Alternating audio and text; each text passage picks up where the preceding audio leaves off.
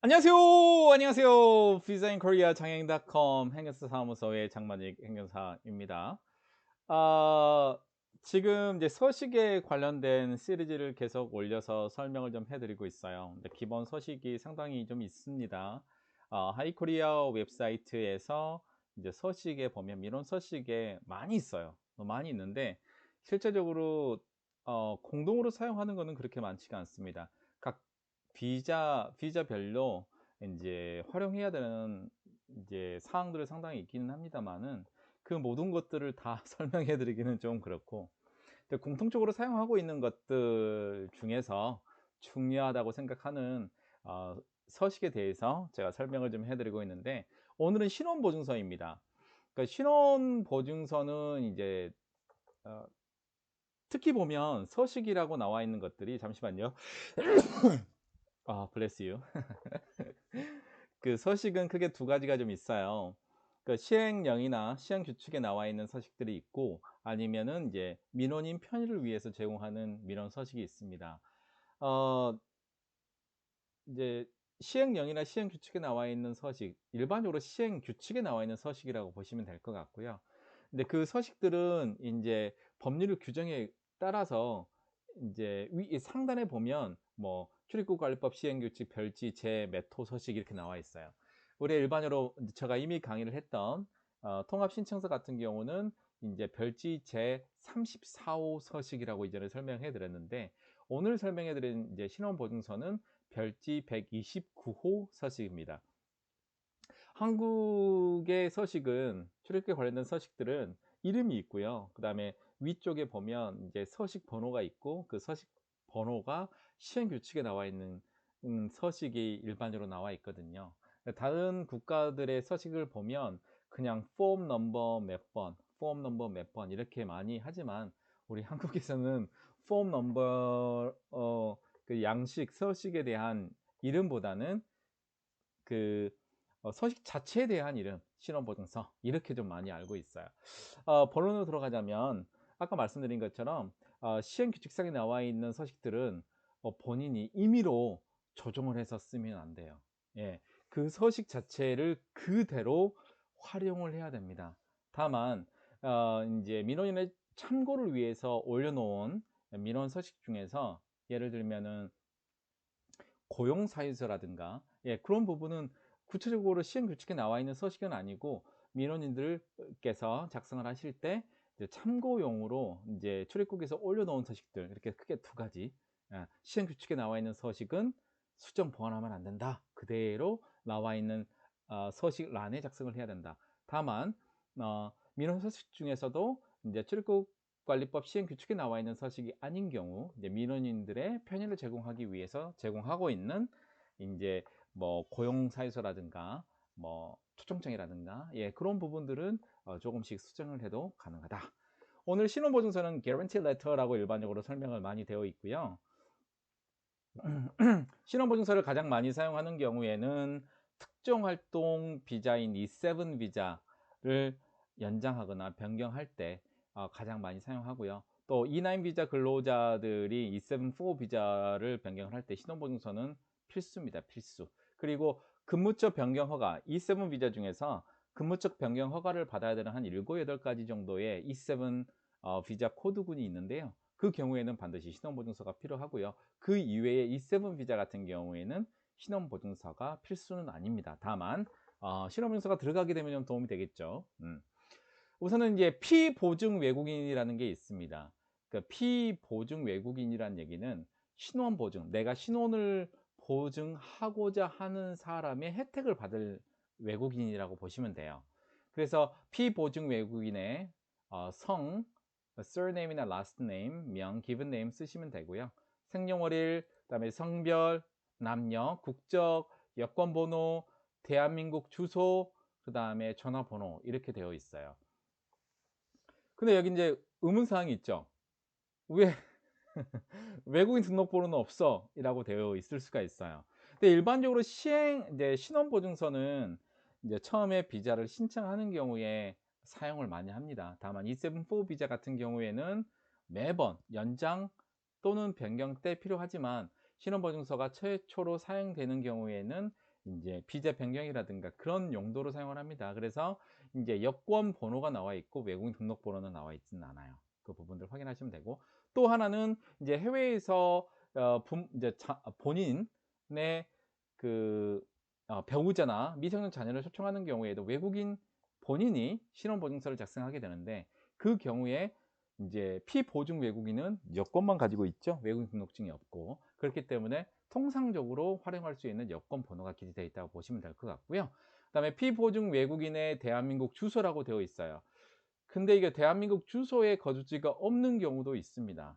예, 그 경우라도 이제 대한민국 주소를 기입하면 돼요. 이 대한민국 주소는 만약에 이제 해외에 소청하려고 하는 경우에는 그분이 들어와서 한국에서 거주할 곳에 주소를 작성을 하시면 될 것 같고요. 네, 전화번호는 한국에 전화번호 있는 경우에는 전화번호를 적으시면 되고, 본인의 전화번호가 해외에 거다, 초청하는 당사자다, 그러면은 전화번호 기입을 본국의 전화번호를 기입하시게 하면 되겠습니다. 그러니까 최대 목적은 아시겠죠? 뭐 E7 비자가 될 수도 있고 E7-4 비자가 될 수도 있고, 또는 F3 그 E 계열 또 D 계열의 배우자를 초청하는 경우는 F3 이런 목적이 되겠죠. 그래서 이제 동반으로 같이 살고 싶다, 아니면은 거주 목적이 E7-1 비자를 신청하기 위한 목적이다, 그래서 신원 보증을 한다, 이렇게 작성을 하시면 될 것 같습니다. 그러니까 신원 보증인은 이게 비자 코드 군에 따라서 약간 달라요. 영주권 같은 경우 신원 보증서가 필수인데요.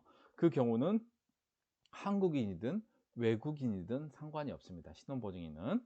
다만 2계열 비자에서 이제 배우자를 초청하는 경우, 예를 들면은 E7 비자인데 배우자 초청하는 경우에는 그 신원보증인이 외국인이 되겠죠.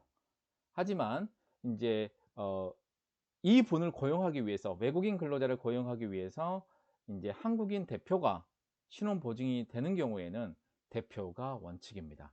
그러니까 그 비자 코드 군마다 신원보증인이 해야 되는 국적이 좀 달라지겠죠.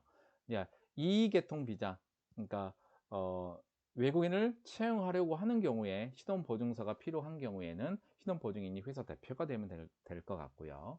또 내가 E 계통의 비자 또는 D 계통의 비자를 가지고 있는데 배우자 초청하는 경우에는 신원보증인이 초청하는 당사자인 외국인이 되겠죠.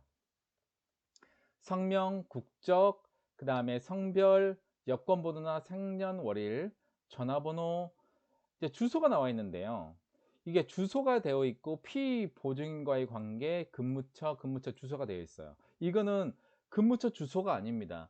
만약에 E7 비자를 이제 신청할 때 신원보증서가 필요한 경우에는 그 대표이사의 그 주민등록상의 주소입니다.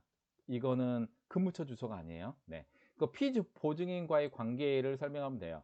그러니까 만약에 E7 비자로 이제 비자를 변경하거나 아니면 해외에서 초청하는 경우에는 대표가 되는데, 그 대표가 있는 경우에는, 대표가 초청하는 경우는 신원보증서를 작성하는 경우에는 이제 피보증인과의 관계가 고용주가 되겠고요.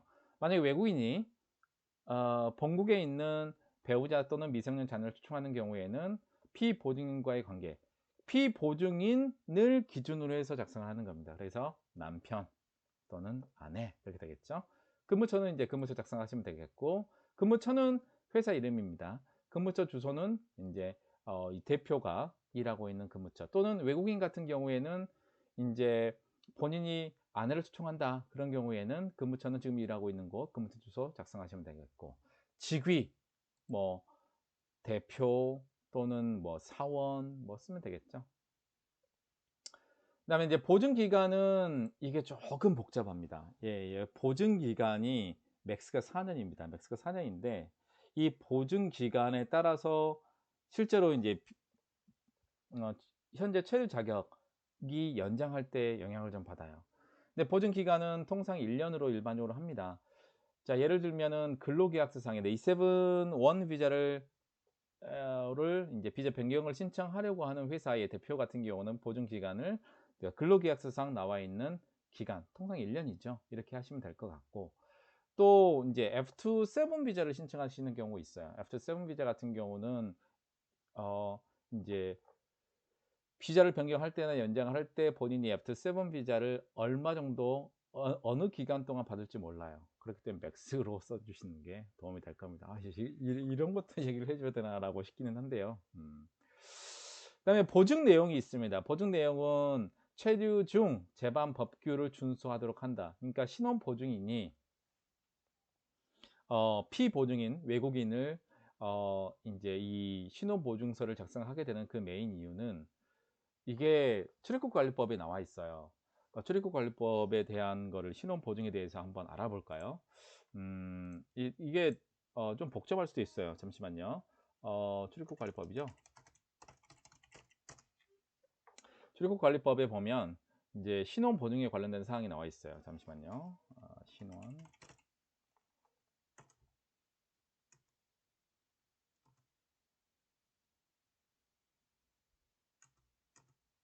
신원보증 90조에 나와 있습니다. 그러니까 출입국관리법을 좀 검토를 해야 돼요. 모든 양식들은 출입국관리법을 기준으로 해서 출입국관리법 시행령에는 그 별표 소식 1의 2, 1의 3에서 단기체류비자, 장기체류비자, 그다음에 영주 자격에 대한 리스트가 나와 있어요. 근데 일반적인 서식은 출입국관리법 시행 규칙에 나와 있는데요. 근데 그 근간이 되는 게 다 아시죠? 예, 근간이 되는 게 다 출입국관리법입니다. 90조에 보면 신원보증이 나와 있어요. 그 신원보증을 작성하실 때 요 부분은 반드시 확인을 좀 해라라고 저는 말씀을 좀 드리고 싶어요. 작성하려고 하는 신원보증이니 제90조 출입국관리법 제90조 신원보증에 보면 1항에 법무부 장관은 사증 발급 인정서 발급, 그다음에 입국허가, 조건부 입국허가, 각종 체류허가 같은 경우는 비자 변경이라든가 그다음에 비자의 연장이 포함되겠죠. 외국인의 보호 또는 출입국 사범의 신병 인도 등과 관련하여 필요하다고 인정하면 초청자나 그 밖의 관계인에게 그 외국인, 피보증 외국인의 신원을 보증하게 할 수 있다. 제가 말씀드린 것처럼 이게 보증하게 할 수 있다라고 해서 이게 그 강제 규정은 아니에요. 왜 그러냐면 모든 비자군을 이렇게 하게 되면 F2 비자도 이렇게 하게 되는 거예요.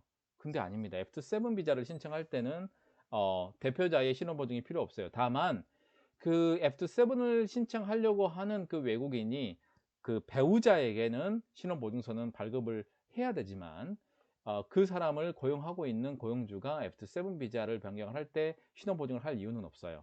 그렇기 때문에 이게 강제 규정이 아닌 이제 임의 규정으로 할 수 있다라는 규정을 한 겁니다. 이양 법무부 장관은 제1항에 따라 신원보증을 한 사람, 신원보증인에게 피보증 외국인의 체류 보험 및 출국에 관련된 비용의 전부 또는 일부를 부담하게 할 수 있다. 비행기료 뭐 그런 부분들이죠. 그래서 이거는 이제 사증과 사증 발급 인정에 관련된 부분, 그리고 입국 허가나 조건부 입국 허가 또는 그 외국인의 보호나 출입국 사범 등의 신병 인도를 하려고 하는 경우에 해당이 되겠죠. 3항에 보면 신원보증인이 이 항에 따른 보증 책임을 이행하지 아니하여 국고에 부담이 되게 하는 경우에는 법무부 장관은 신원보증인에게 구상권을 행사할 수 있습니다. 이런 비용들이 있는데 내가 신원보증을 했어요.